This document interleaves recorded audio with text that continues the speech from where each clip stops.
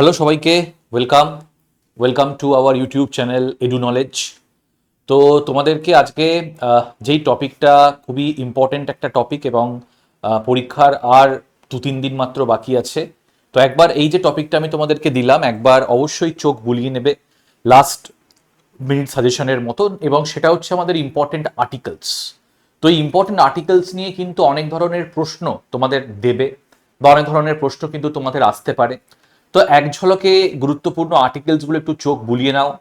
আমি একবারই এটা বলছি না যে আমি যেটা লিস্ট দিচ্ছি সেখান থেকেই আসবে, বাট যা আমরা বিগত বছরে দেখেছি বা যেরকম কোশ্চেন প্যাটার্ন বা একটা তো ইম্পর্টেন্ট আর্টিকেল আমরা ধারণা করতে পারি যে এইগুলো হচ্ছে ইম্পর্টেন্ট আর্টিকেল। তো সেই সংক্রান্ত যে বিষয়গুলো সেইগুলোই আজকে আমি আমার এই সেশনে রেখেছি।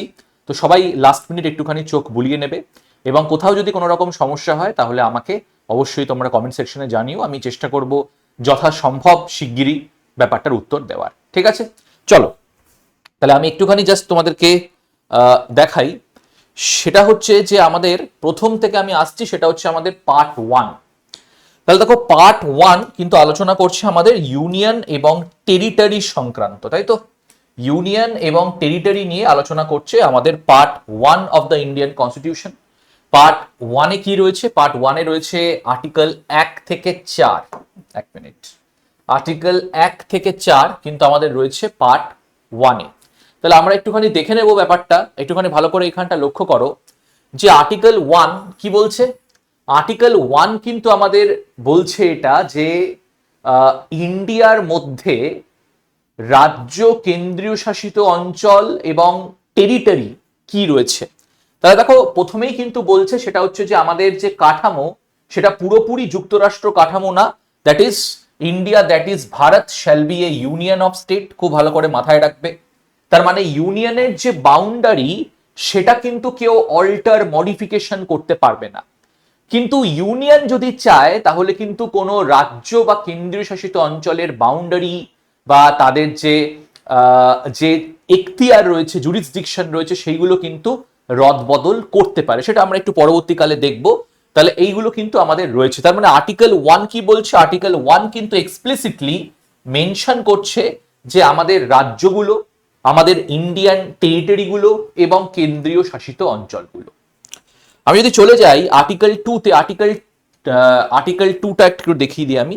আর্টিকেল 2 যেরকম দেখো কি বলছে, বলছে admission of new state from foreign land. খুব ভালো করে এটা মাথায় রাখবে। মানে যেই জায়গা যেটা ভারতের অংশ নয়, যদি আমি সেই জায়গাকে ভারতের অংশ করতে চাই তাহলে এটা কিন্তু ভারতে করা যেতে পারে। একমাত্র কিন্তু করবে এটা পার্লামেন্ট। যেরকম 1962-তে পন্ডিচেরি অর্ডার অ্যাক্ট অনুযায়ী আমরা ফরেন টেরিটরি, যেটা আগে পন্ডিচেরি ছিল, সেটাকে কিন্তু আমরা ভারতে আনলাম। তার মানে আর্টিকেল 2 কিন্তু এক্সটার্নাল টেরিটরির কথা বলছে। এমন টেরিটরি যেটা ভারতের অংশ নয়, সেটাকে কিন্তু আমরা ভারতের অংশ করতে পারি, সেটাকে রাজ্য বা কেন্দ্রশাসিত অঞ্চল হিসেবে এস্টাবলিশ করতে পারি। ঠিক আছে, সেম গোজ ফর সিকিম।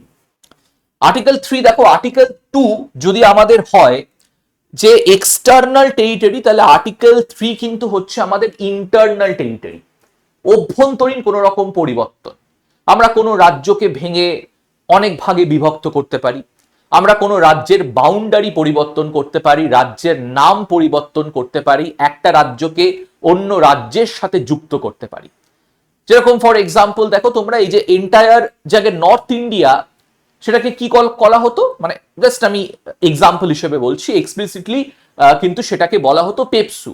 এই পেপসু রিজনটাকে কিন্তু আমরা অনেক ভাগে ভাগ করেছি, পাঞ্জাব, হরিয়ানা।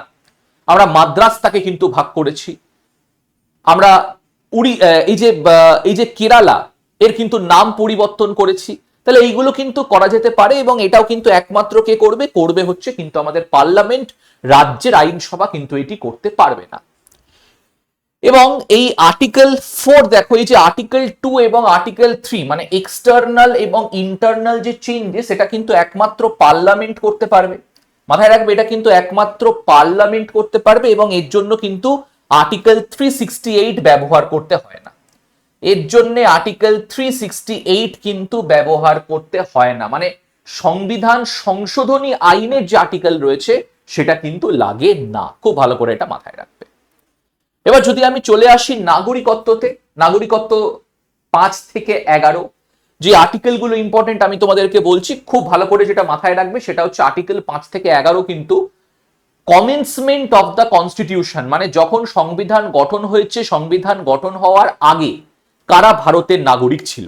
তাহলে এই বিষয়ে দেখো আর্টিকেল 5 কিন্তু আমাদের বলছে যে অন্তত 26 জানুয়ারি 1950 কার্যকর সংবিধান হওয়া, অন্তত এই ডেটের 5 বছর আগে কিন্তু তোমাকে ভারতে থাকতে হবে, অন্তত 5 বছর, তার মানে 1945 থেকে কিন্তু অন্তত তোমাকে ভারতে থাকতে হবে, ভারতের ডোমিসাইল হতে হবে নাগরিকত্ব পেতে গেলে।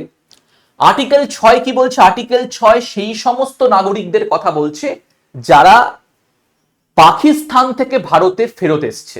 ডেডলাইনটা কি? ডেডলাইন হচ্ছে জুলাই 19, 1948 এর আগে। আর্টিকেল 7 রিভার্স মাইগ্রেশন, তার মানেটা কি? তার মানেটা হচ্ছে এনারা কিন্তু ইন্ডিয়া থেকে পাকিস্তানে চলে গেছিল, কিন্তু আবার পাকিস্তান থেকে ইন্ডিয়াতে ব্যাক করে গেছে এই ডেটের আন্ডারে, পারমিট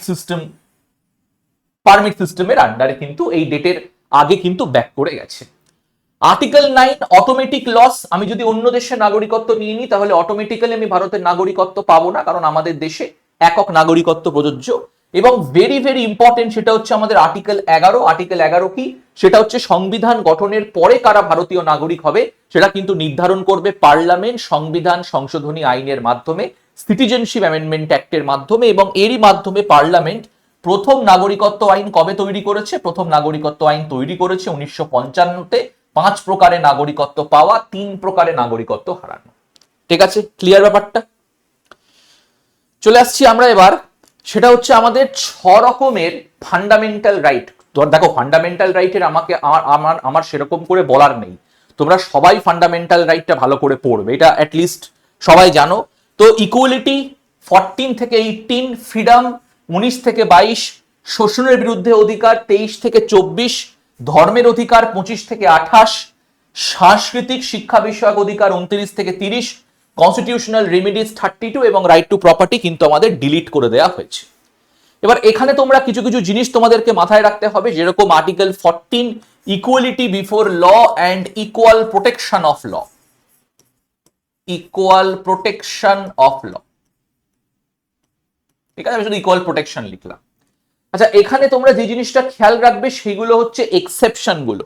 যেরকম তোমরা হয়তো দেখতে পাচ্ছ, আমি জানি না দেখতে পাচ্ছ কিনা, এক্সেপশন দেখো এখানে রয়েছে আর্টিকেল 361, আমি এখানে লিখে দিচ্ছি আর্টিকেল 361। কি এক্সেপশন রয়েছে?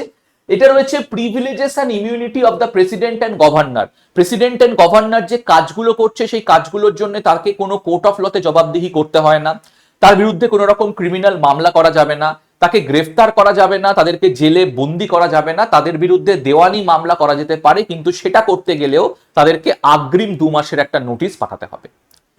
তার পাশাপাশি মাথায় রাখবে, এখানে লেখা নেই, আমি তাও লিখে দিচ্ছি আর্টিকেল 361A, মানে আজকে যদি কোনো সংবাদ মাধ্যম সঠিক কোনো নিউজ পাবলিশ করে about parliamentary proceedings, about state legislative assembly proceedings, তাহলে সেটাও কিন্তু কোনো কোর্ট অফ লতে প্রশ্ন করা যাবে না যদি সেই তথ্যটা সঠিক হয়, ট্রু হয়। আর্টিকেল 105, যারা এমপি তাদের ফ্রিডম অফ স্পিচ, একজন এমপি পার্লামেন্টে যে বক্তব্য রাখছে সেই বক্তব্যের জন্য তাকে কোনো কোর্ট অফ লতে জবাবদিহি করতে হবে না। তেমনি আর্টিকেল 194 একজন এমএলএও যেই বক্তব্য রাজ্যের আইনসভাতে রাখছে তার জন্য তাকে কোনো কোর্ট অফ লতে জবাবদিহি করতে হবে না। আমি চলে আসছি আর্টিকেল 17, 18, মোটামুটি তোমরা সবাই জানো আনটাচেবিলিটি এবং টাইটেলের যে রয়েছে তার অ্যাবলিশন। 1996-এ সুপ্রিম কোর্ট, 1997-এ সুপ্রিম কোর্ট ন্যাশনাল অ্যাওয়ার্ড গুলোকে শুধুমাত্র ভ্যালিড করছে। আর্টিকেল 19 ভেরি ভেরি ইম্পর্টেন্ট, 1000টা প্রশ্ন কিন্তু তোমরা এখান থেকে পাবে। আমাদের 6 ধরনের স্বাধীনতা, এটা কিন্তু তোমরা সবসময় পাবে, এবং এর যে ক্লজ গুলো খুব ভালো করে মাথায় রাখতে হবে। আমি একবার দেখিয়ে দিই তোমাদের, যেরকম দেখো freedom of speech and expression article 19 clause 1A, এবং আর্টিকেল 19 ক্লজ 2-তে কিন্তু ফ্রিডম অফ স্পিচ অ্যান্ড এক্সপ্রেশনের 6 রকমের যে নিষেধাজ্ঞা বা রেস্ট্রিকশন পার্লামেন্ট বসায় তার কথা বলছে। সভাজিনিটি, ইন্টিগ্রিটি অফ ইন্ডিয়া, ভারতের সার্বভৌমত্ব, একতার বিরুদ্ধে আমি কিছু বলতে পারবো না, লিখতে পারবো না, আমি কিছু প্রকাশ করতে পারবো না। সিকিউরিটি অফ দ্য স্টেট, অন্য দেশের সাথে সম্পর্ক যাতে না খারাপ হয়, বিশৃঙ্খলা যাতে না সৃষ্টি করা হয়,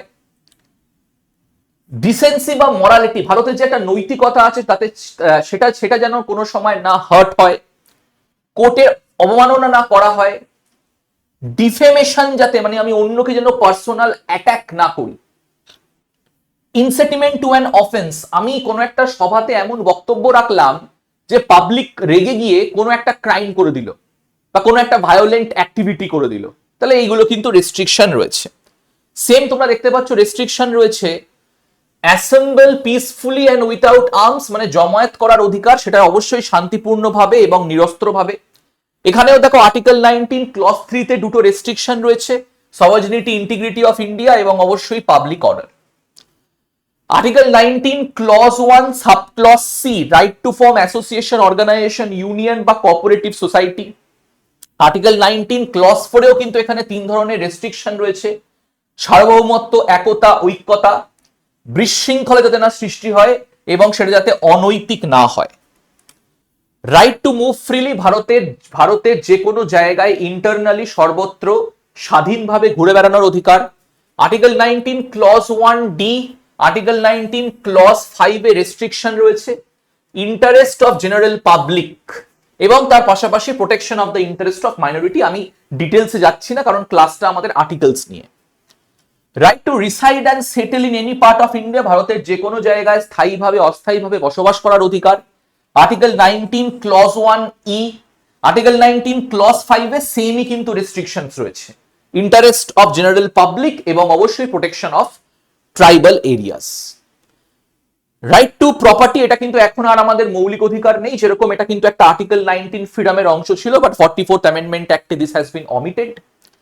right to practice, profess, carry on any occupation, trade or business, যে কোনো ব্যবসা বাণিজ্য পেশা সাথে যুক্ত হওয়ার অধিকার। এখানেও কিন্তু আর্টিকেল 19 ক্লজ 6 এ আমাদের তিনটে রেস্ট্রিকশন রয়েছে, interest of general public, professional বা টেকনিক্যাল কোয়ালিফিকেশন থাকা উচিত, নিশ্চয়ই তোমার যদি ইঞ্জিনিয়ারিং ডাক্তার ডিগ্রি না থাকে তাহলে তুমি সেই প্রফেশনের সাথে যুক্ত হতে পারবে না, এবং অবশ্যই কোনো ব্যবসা বাণিজ্য করতে গেলে রাজ্যের থেকে তোমাকে ট্রেড লাইসেন্স কিন্তু অ্যাকোয়ার করতে হবে। ঠিক আছে, ক্লিয়ার ব্যাপারটা? আচ্ছা, আর কি রয়েছে একটুখানি দেখে নিই আমরা। আমাদের আর রয়েছে আর্টিকেল 9, আর্টিকেল 15, কোন রকম ডিসক্রিমিনেশন করা যাবে না on the basis of religion, race, caste, sex, place of birth. এখানেও কিন্তু ক্লজ মাথায় রাখবে, ক্লজ কি কি রয়েছে আমাদের এখানে, কিন্তু ক্লজ রয়েছে আর্টিকেল 15 ক্লজ 2 এখানে আছে, ক্লজ 2 হবে, এটা 3 হবে, এটা আর্টিকেল 15 ক্লজ 3 হবে। হ্যাঁ, মাথায় রাখবে যে মহিলাদের জন্য এবং বাচ্চাদের জন্য রাজ্য যদি চায় স্পেশাল অ্যারেঞ্জমেন্টস করতে পারে। এই যে মহিলাদের জন্য তোমরা দেখবে সরকারি বাসে এখন কিন্তু ফ্রি করে দিয়েছে, বা বাচ্চাদের যে মিড ডে মিলের ব্যবস্থা এগুলো কিন্তু সরকার করছে, এগুলো একটা পজিটিভ ডিসক্রিমিনেশন বলা হয়। এবং article 15 clause 4 schedule caste, schedule tribe এবং যারা ওবিসি তাদের জন্য কিন্তু স্পেশাল অ্যারেঞ্জমেন্ট সরকার কিন্তু করতে পারে।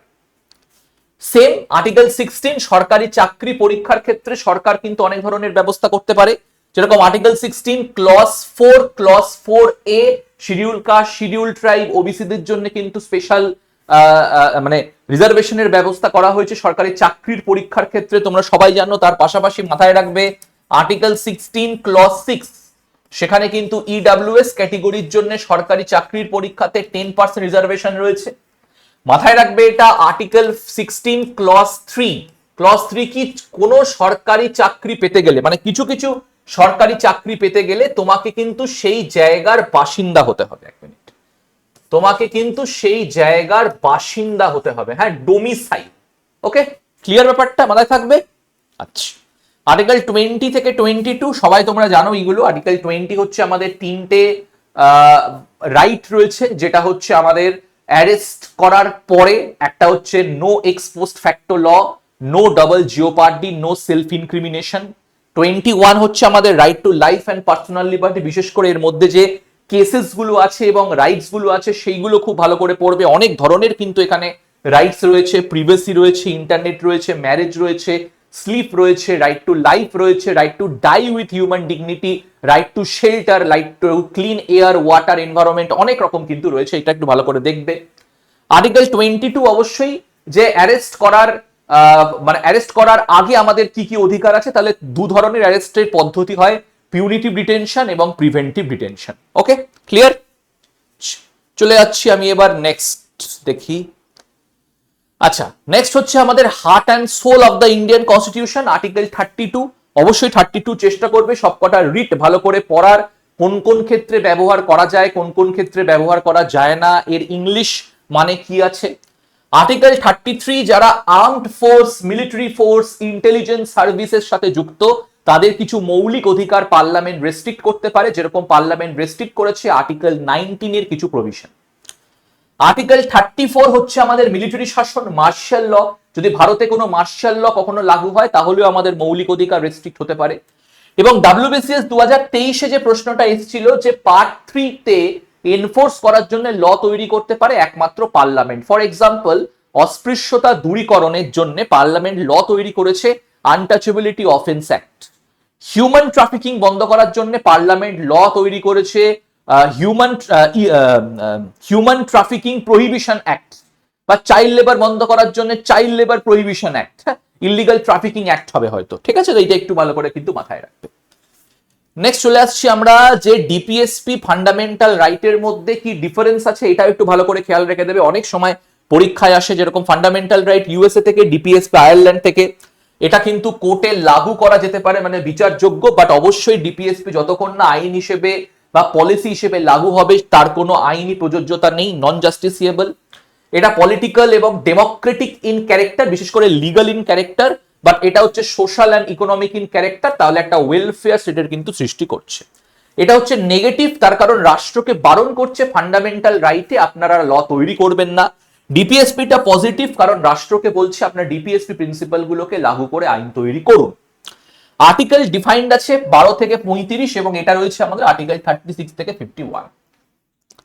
এবার যদি আমি চলে যাই ডিপিএসপির কোর প্রিন্সিপাল গুলোতে, তাহলে অবশ্যই আর্টিকেল 38 সোশ্যাল অ্যান্ড ইকোনমিক জাস্টিসের কথা বলছে অনেকবার।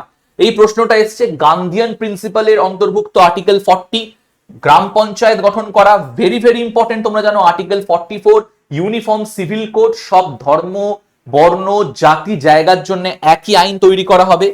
Very very important article 50 separation of judiciary from executive. আমরা এর এক্সাম্পলটা কলিজিয়াম সিস্টেমে দেখতে পাই, যার জন্য ন্যাশনাল জুডিশিয়াল অ্যাপয়েন্টমেন্ট কমিশনকে অসাংবিধানিক করা হয়েছে। এবং অবশ্যই বলতে পারো আমাদের ফরেন পলিসি, আন্তর্জাতিক শান্তি এবং সুরক্ষা। এটাও খুব ভালো করে মাথায় রাখবে যে আমাদের ডিপিএসপি কিন্তু নতুন নতুন অ্যাডিশন করা হয়েছে। 42nd অ্যামেন্ডমেন্ট অ্যাক্টে 4টে নতুন ডিপিএসপি অ্যাডিশন করা হয়েছে, article 39, 39A, 43A, 48A। Clear ব্যাপারটা? আচ্ছা, 44th অ্যামেন্ডমেন্ট অ্যাক্টে অ্যাডিশন করা হয়েছে আর্টিকেল 38। 97th অ্যামেন্ডমেন্ট অ্যাক্টে সমবায় সমিতি বা কোঅপারেটিভ সোসাইটি এডিশন করা হয়েছে। 86th অ্যামেন্ডমেন্ট অ্যাক্টে মডিফাই করা হয়েছে আর্টিকেল 45 এ, যেখানে আগে ছিল 6 বছরের বাচ্চার শিক্ষার অধিকার, সেটা 6 থেকে 14 বছরের বাচ্চার শিক্ষার অধিকার, সেটা এখন কি করা হয়েছে যতক্ষণ না বাচ্চার বয়স 6 বছর হচ্ছে তার শিক্ষা এবং স্বাস্থ্যর যে মানে যে রেসপন্সিবিলিটি সেটা কিন্তু রাষ্ট্রকে নিতে হবে। এবার চলে আসছি আমি ইউনিয়ন এক্সিকিউটিভ, যেটা তোমরা অনেকেই বলো যে স্যার এরকম কি প্রশ্ন এখান থেকে আসতে পারে, আমি একটুখানি তোমাদেরকে বলে দিই। প্রথমেই মাথায় রাখো সেটা হচ্ছে আমাদের ভাইস প্রেসিডেন্ট। আর্টিকেল 63 থেকে 71 আমাদের ভাইস প্রেসিডেন্ট হচ্ছে রাজ্যসভার চেয়ারম্যান, ইলেক্টেড হন এমপিদের দ্বারা, লোকসভা রাজ্যসভার দু ধরনের এমপিদের দ্বারাই কিন্তু নির্বাচিত হন, এবং রিমুভড হন একমাত্র রাজ্যসভা এফেক্টিভ মেজরিটিতে বিল পাস করবে, লোকসভাকে সিম্পল মেজরিটিতে এগ্রি করতে হবে। আর্টিকেল 52, 53 এক্সিকিউটিভ পাওয়ার নিয়ে আলোচনা করছে। 52 হচ্ছে আমাদের রাষ্ট্রপতি একজন থাকবে, এবং 52 হচ্ছে আমাদের এক্সিকিউটিভ পাওয়ারে একজন থাকবে, এবং 53 কি হেড অফ দ্য স্টেটের পজিশনে রয়েছে আমাদের রাষ্ট্রপতি। আর্টিকেল 62 এন্ড আর্টিকেল 70 খুব ভালো করে মাথায় রাখবে। আর্টিকেল 62 কি? আর্টিকেল 62 হচ্ছে ভ্যাকেন্সি। যদি রাষ্ট্রপতির পদ কোনো সময় ভ্যাকেন্ট হয় তাহলে উপরাষ্ট্রপতি সেই পদটাকে সামলাবে। 70 কি? 70 হচ্ছে এটা যে যদি উপরাষ্ট্রপতি বা রাষ্ট্রপতি যিনি রয়েছেন তার পজিশন যদি কোনোদিনও ভ্যাকেন্ট হয়ে যায় তাহলে উপরাষ্ট্রপতি পদটাকে সামলাতে পারে, কিন্তু উপরাষ্ট্রপতি ম্যাক্সিমাম 6 মাস কিন্তু সেই পদটাকে সামলাতে পারে। 6 মাসের মধ্যে নতুন কাউকে রাষ্ট্রপতি হিসেবে ইলেক্ট করে আনা হবে। 61 সবাই জানো এটা ইমপিচমেন্ট, রাষ্ট্রপতির অপসারণের প্রক্রিয়া। আর্টিকেল 58 এবং 59 সেটা হচ্ছে রাষ্ট্রপতির কোয়ালিফিকেশনের ব্যাপারে, এবং যে কোয়ালিফিকেশনটা রয়েছে রাষ্ট্রপতির তার ব্যাপারে উল্লেখ করা আছে। 35 বছর লোকসভা সদস্য হওয়ার জন্য যা যা যোগ্যতা লাগে তাই যোগ্যতা থাকতে হবে, কোনো অফিস অফ প্রফিট, কোনো লাভজনক পদের সাথে যুক্ত থাকতে পারবেন না, এবং অবশ্যই ভারতের নাগরিক হতে হবে। Article 54, 55 electoral college, method of election of the president. Article 64, 75 very very important. Article 74 কি বলছে? বলছে প্রাইম মিনিস্টার কাউন্সিল অফ মিনিস্টারের সাথে আলোচনা করে রাষ্ট্রপতি সব কাজ করবে। আর্টিকেল 75 কিন্তু অনেক কটা জিনিস বলছে। আর্টিকেল 75 আমাদের কি বলছে? আর্টিকেল 75 প্রথম বলছে প্রাইম মিনিস্টারের অ্যাপয়েন্টমেন্ট, কাউন্সিল অফ মিনিস্টারের অ্যাপয়েন্টমেন্ট। কাউন্সিল অফ মিনিস্টাররা যৌথভাবে লোকসভার কাছে দায়বদ্ধ, এককভাবে রাষ্ট্রপতির কাছে দায়বদ্ধ, এবং তার পাশাপাশি সাইজ কত? সেটা হচ্ছে প্রাইম মিনিস্টার কাউন্সিল অফ মিনিস্টারের সর্বোচ্চ সংখ্যা যেন লোকসভা টোটাল সংখ্যার 15% বেশি না হয়। ওকে, ক্লিয়ার? ব্যাপারটা মাথায় থাকবে এটা। আচ্ছা, এবার কিছু অপারেশনাল রুলস আমরা পড়ে নেব পার্লামেন্টের।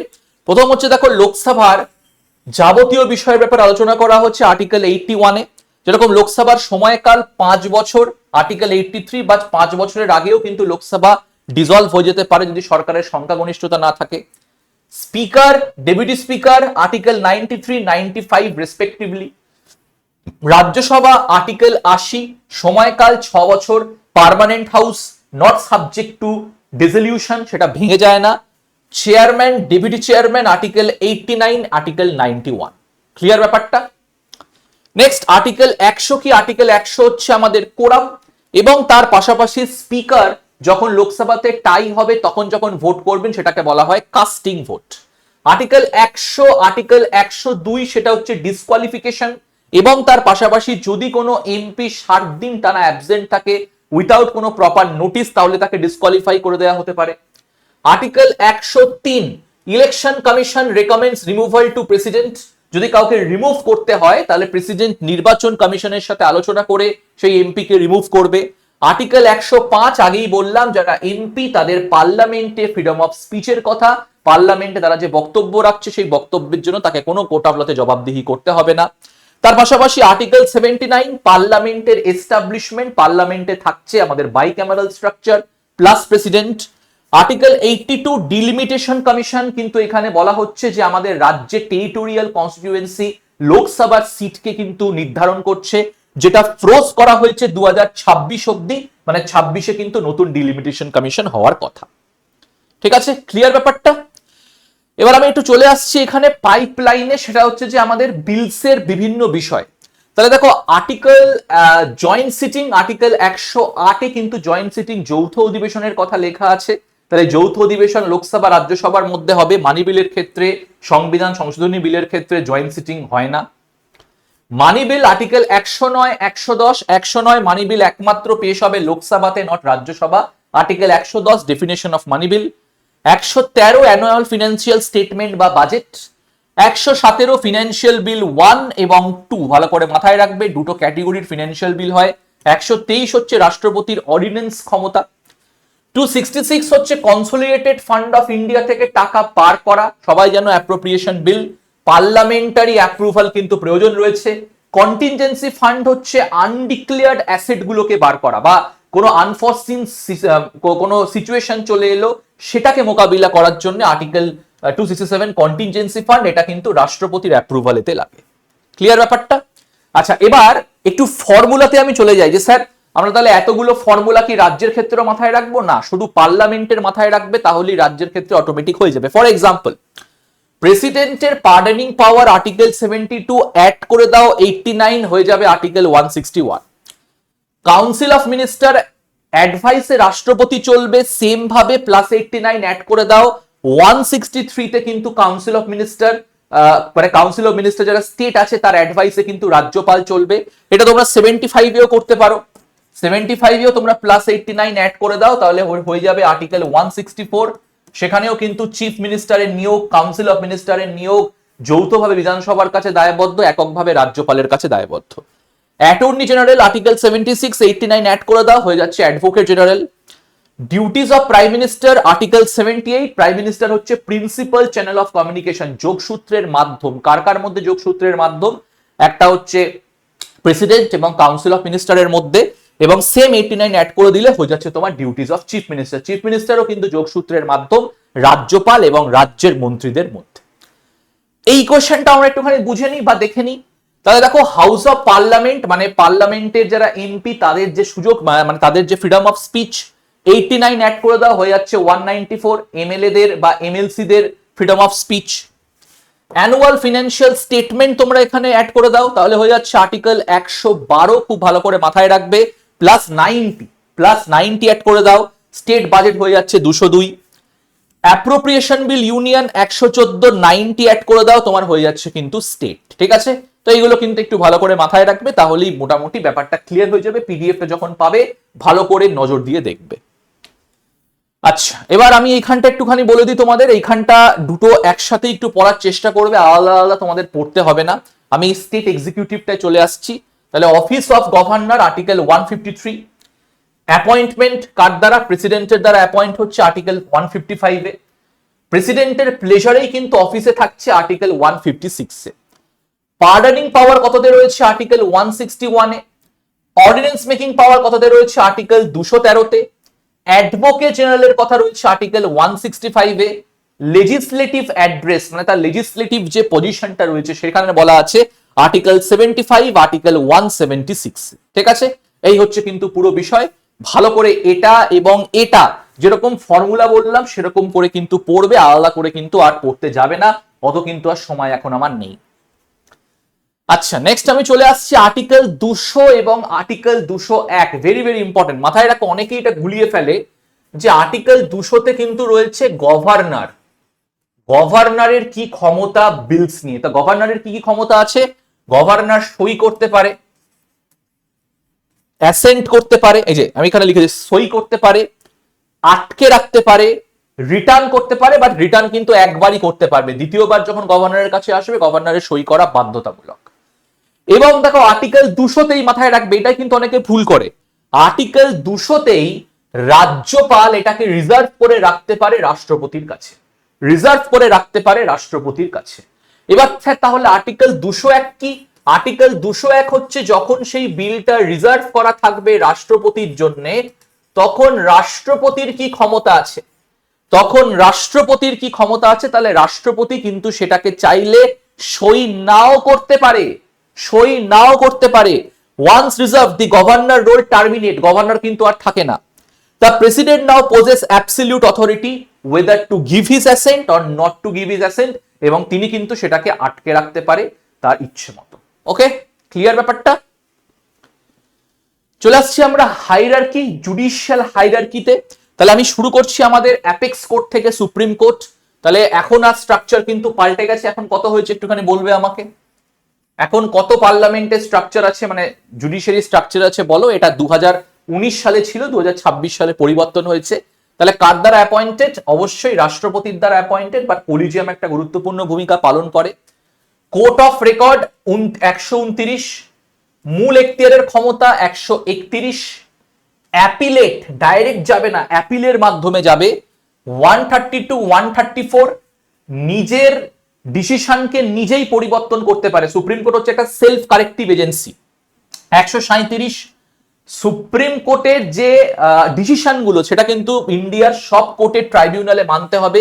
41, এখন কোথায় বসছে? বসছে হচ্ছে 130-এ, দিল্লিতে। চলে আসছি আমরা হাইকোর্ট 214 থেকে 237। স্ট্রাকচার আমাদের রয়েছে 25টা হাইকোর্ট, জাজ অ্যাপয়েন্ট করছে আর্টিকেল 217-তে। প্রেসিডেন্ট কিন্তু তাদেরকে ট্রান্সফার করতে পারে এক স্টেট থেকে অন্য স্টেটে, আর্টিকেল 222-এ, এখানেও কিন্তু কলিজিয়ামের হেল্প লাগবে। কোর্ট অফ রেকর্ড 215, রিট সবাই জানো 226। সাবঅর্ডিনেট কোর্ট, ডিস্ট্রিক্ট কোর্টটাকে খুব ভালো করে মাথায় রাখবে, ডিস্ট্রিক্ট কোর্টের জাজদেরকে অ্যাপয়েন্ট, প্রমোশন, পোস্টিং এগুলো সবকে করছে রাজ্যপাল, কার সাথে আলোচনা করে? রাজ্যের হাইকোর্টের সাথে আলোচনা করে। আচ্ছা, সাবঅর্ডিনেট কোর্টের যে নিচের যে কোর্ট আছে, লোয়ার কোর্ট, ম্যাজিস্ট্রেট কোর্ট হতে পারে, সেশন কোর্ট হতে পারে, এইগুলো কিন্তু অ্যাপয়েন্টমেন্ট করছে রাজ্যপাল, কার সাথে আলোচনা করে? হাইকোর্ট এবং স্টেট পাবলিক সার্ভিস কমিশনের সাথে আলোচনা করে।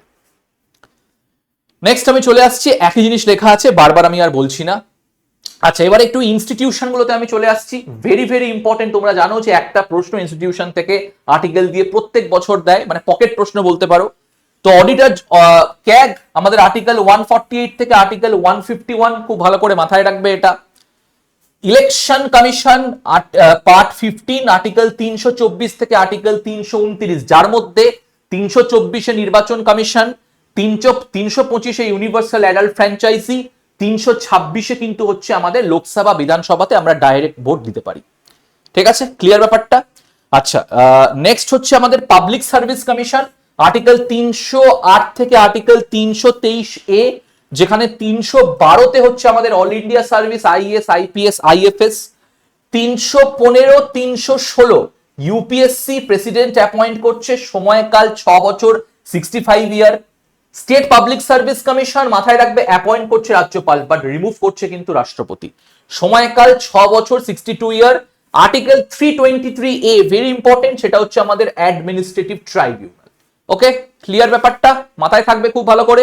চলো চলে আসছি আমরা এবার ইউনিয়ন টেরিটরি এবং পঞ্চায়েত মিউনিসিপ্যালিটিতে। তাহলে অবশ্যই কেন্দ্রশাসিত অঞ্চল 239 থেকে 242, 8 ইউনিয়ন টেরিটরি, প্রেসিডেন্ট কিন্তু এইগুলোকে অ্যাডমিনিস্টার করে। আর্টিকেল 241 ভেরি ভেরি ইম্পর্টেন্ট, মানে একটা কমন হাইকোর্ট হতে পারে একটা বা বেশি কেন্দ্রশাসিত অঞ্চলের কিন্তু ক্ষেত্রে, যেরকম ক্যালকাটা হাইকোর্ট আমাদের পশ্চিমবঙ্গ, ওয়েস্ট বেঙ্গল, কিন্তু কলকাতা হাইকোর্ট ওয়েস্ট বেঙ্গলকেও সামলাচ্ছে, আন্দামান নিকোবরকেও সামলাচ্ছে। বা দেখো ফর এক্সাম্পল ধরে নাও কেরালা হাইকোর্ট, কেরালা হাইকোর্টও কিন্তু কেরালাকেও কিন্তু সামলাচ্ছে এবং তার পাশাপাশি কেন্দ্রশাসিত অঞ্চলকেও সামলাচ্ছে। পাঞ্জাব এবং চণ্ডীগড় হাইকোর্ট, পাঞ্জাব, হরিয়ানা, চণ্ডীগড়কেও কিন্তু সামলাচ্ছে। পঞ্চায়েত মিউনিসিপ্যালিটি মাথায় রাখবে, পঞ্চায়েত পার্ট 9। তাহলে খুব ভালো করে মাথায় রাখো যে আমাদের পঞ্চায়েতে কি কি সেগ্রিগেশন রয়েছে। গ্রাম panchayat article 243 A very very important, constitution 243 B. আমাকে এখানে একটু সেগ্রিগেট করতে হবে, তাহলে পঞ্চায়েতের সেগ্রিগেশনটা আর্টিকেল 243 থেকে আর্টিকেল 243 ও, মিউনিসিপ্যালিটি আর্টিকেল 243 পি থেকে আর্টিকেল 243 জেড জি। 14 বিতে কি আছে আমাদের? 14 বিতে আমাদের কিন্তু রয়েছে কি, একটুখানি আমাকে জানাও। তাহলে 14 বিতে রয়েছে আমাদের আর্টিকেল জেড এইচ থেকে শুরু করে কিন্তু আমাদের আর্টিকেল জেড টু, খুব ভালো করে কিন্তু এটিকে মাথায় রাখতে হবে। পার্ট চলে আসছি আমি এবার আর্টিকেল 244 শিডিউল এরিয়া বা ট্রাইবাল এরিয়া, মাথায় রাখবে খুব ভালো করে।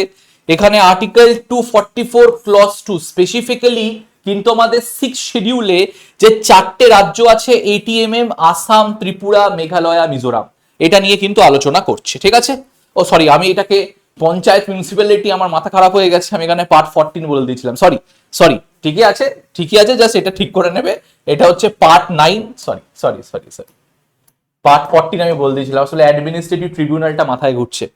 হ্যাঁ, তো অবশ্যই দেখো পঞ্চায়েত পার্ট 9 আর্টিকেল 243, সেগ্রিগেশনটা খুব ভালো করে খেয়াল রাখবে, সেটি হচ্ছে আমাদের পার্ট 9 আর্টিকেল 243 থেকে আর্টিকেল 243 ও।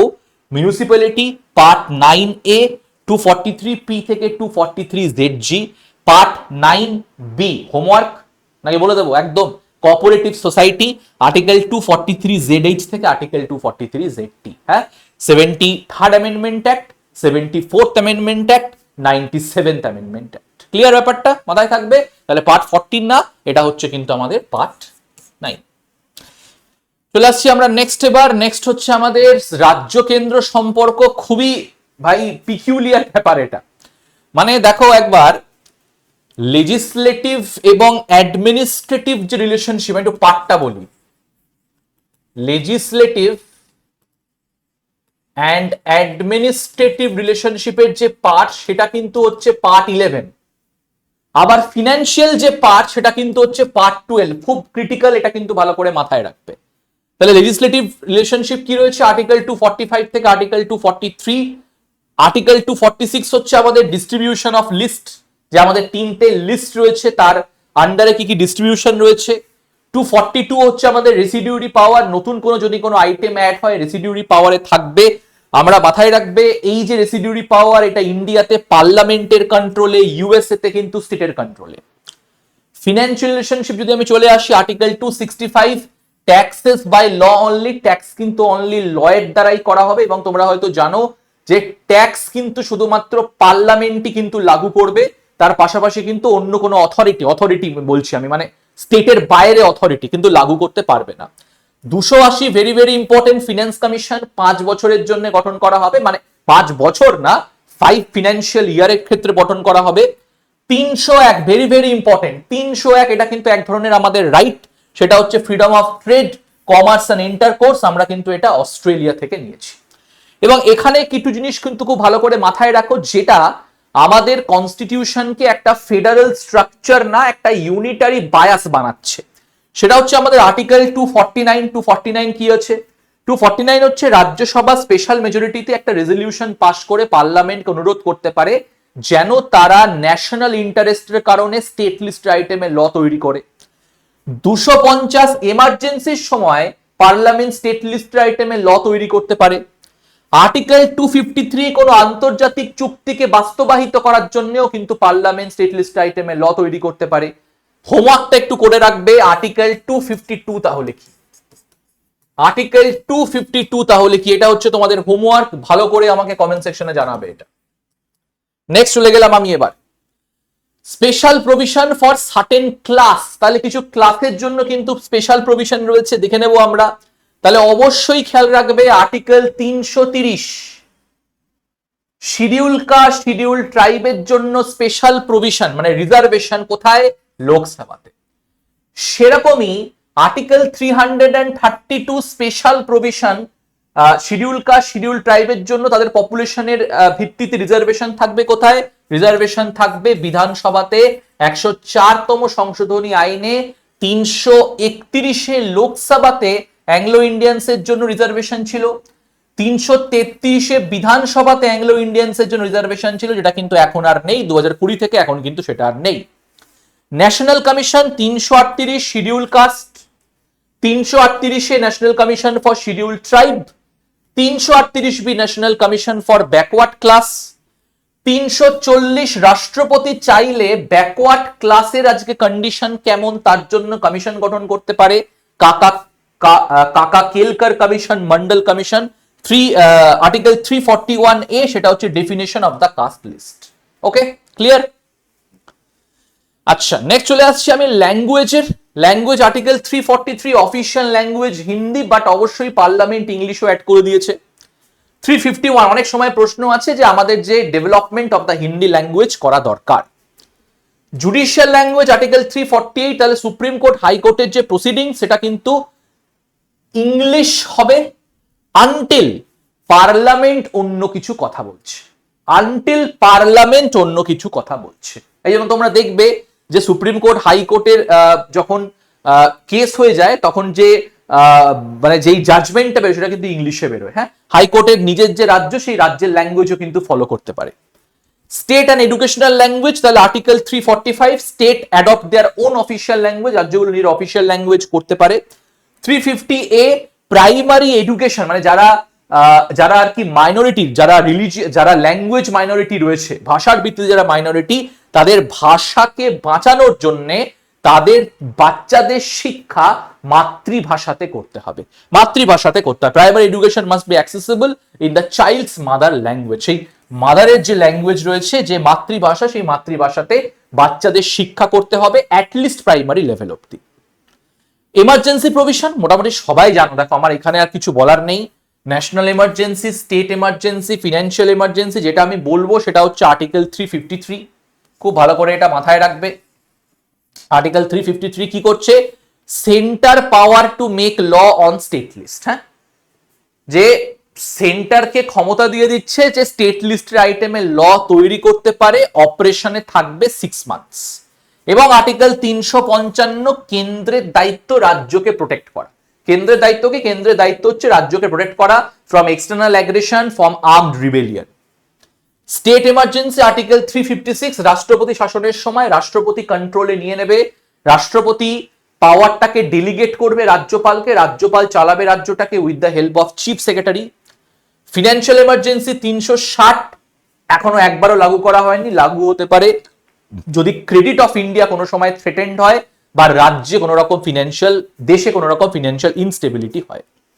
নেক্সট চলে আসছি আমি আর্টিকেল 361, যেটা তোমাদেরকে বললাম আর কি, প্রেসিডেন্ট এবং গভর্নরের যে স্পেশাল ইমিউনিটি গুলো রয়েছে বা প্রিভিলেজেস গুলো রয়েছে তার ব্যাপারে কথা বলা রয়েছে। এটা একটু ভালো করে খেয়াল রাখবে, আজকাল খুব প্রশ্ন এখান থেকে আসছে। এটা হচ্ছে special provision for some states. 370 এখন আর নেই, 2019 সালে উঠে গেছে জম্মু এন্ড কাশ্মীর, বাট এইগুলো একটু ভালো করে খেয়াল রাখবে। 371 গুজরাট অ্যান্ড মহারাষ্ট্রের জন্য স্পেশাল প্রভিশন, পিছিয়ে পড়া ডিস্ট্রিক্টগুলোকে ডেভেলপমেন্ট করা। 371 এ নাগাল্যান্ড, নাগাদের যে স্পেশাল যে তাদের ভাষা সংস্কৃতি সেগুলোকে প্রোটেক্ট করা। নাগাল্যান্ডের রাজ্যপালের দায়িত্ব হচ্ছে মানে ইন্টারনাল যে ল অ্যান্ড অর্ডার সেটাকে সামলানো। আসাম 371B, 371C হচ্ছে আমাদের Manipur, 371D Andhra Pradesh, 371E central university in Telangana, 371F Sikkim socio economic development, 371G Mizoram, 371H Arunachal প্রদেশের রাজ্যপালের দায়িত্ব ল অ্যান্ড অর্ডারকে সামলানো, 371I Goa, 371J Karnataka.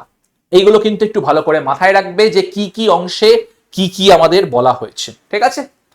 Next, amending পাওয়ার সবাই জানো ভাই, আমার আর এখানে বলার কিছু নেই। Article 368 special majority parliament, federal structure করতে গেলে special majority of parliament plus half of the স্টেটের কনসেন্ট লাগে। শর্ট টাইটেল এইগুলো ইউপিএসসি তে এবারে এসছে কিন্তু 393 এটা হচ্ছে অফিসিয়াল শর্ট টাইটেল আমাদের কনস্টিটিউশনের। 394 আমাদের ফর্মাল কমেন্সমেন্টের যে ডিটেলস গুলো সেইগুলো উল্লেখ করা আছে, এবং 395 হচ্ছে আমাদের অ্যাবসলিউট রিপিল। মাথায় রাখবে এটা কিন্তু ইউপিএসসি তে এবারে এসছে। ইউপিএসসি তে এবারে এসছে কি বলছে, 395 এ আমাদের কনস্টিটিউশন অফিসিয়ালি অ্যাবলিশ করে দিল কি কি অ্যাক্টকে, government of India 1935, independence act 1947, তার মানে supreme law of the land কি, supreme of the land law of the land হচ্ছে আমাদের কনস্টিটিউশন, আমাদের সংবিধান। ঠিক আছে, ক্লিয়ার ব্যাপারটা। আজকে 8টার সময় অবশ্যই তোমরা কিন্তু আমাদের এডু নলেজ যে চ্যানেল রয়েছে সেই চ্যানেলে কিন্তু একটুখানি তোমরা চোখ রাখবে। 8টার সময় কিন্তু তোমাদের আজকে ম্যাথস এবং রিজনিং যে ক্লাস, সেই ম্যাথস এবং রিজনিং ক্লাস তোমাদের রয়েছে। তার পাশাপাশি আমাদের ব্যাচ সংক্রান্ত বা যে কোনো তথ্য সম্পর্কে জানার যদি তোমাদের হয় তাহলে অবশ্যই যে ফোন নাম্বারে কল করবে 6291011181। ঠিক আছে, ক্লিয়ার। একটুখানি ভালো করে পড়বে, ভালো করে পড়ে ভালো করে পড়াশোনা করো। 14 তারিখে পরীক্ষা, বেস্ট অফ লাক। হেভি হবে পরীক্ষা, কোনো ভয় না, শুধু প্রশ্ন দেখবে ওড়াবে। থ্যাংক ইউ সবাইকে।